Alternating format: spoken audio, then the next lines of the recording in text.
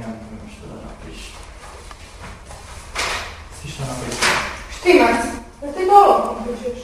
Pa Zar ti 100 puta moram reći? I sigurno nemaš ni kemijsku. ostao mi koji Nevjerovatno, nevjerovatno. Profesorice, da li mi možemo malo manje od njih? Rekla sam ti 25 minus, 25 plus, nema više. Jel može 500 riječi, je to dosta? Pa rekla je Rekla sam minimalno 500. Ne pitaj glupo pitanje, ne piši, molim.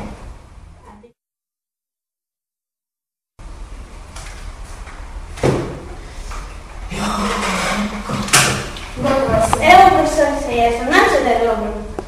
Vidjet ćemo, Željka. Evo izvolite kemijsku. Hvala, doviđenja. Bog! Na koliko ćeš još pisati? Nam je cijeli dan. Mogu još bar 10-20. Ajde.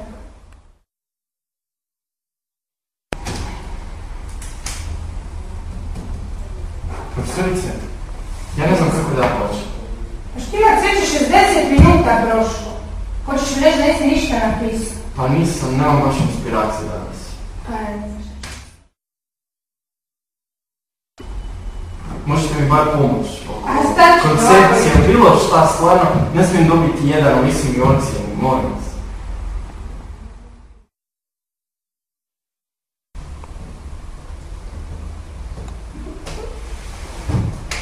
Štimac, ja sam te dala i previše vremena, ajde, predaj.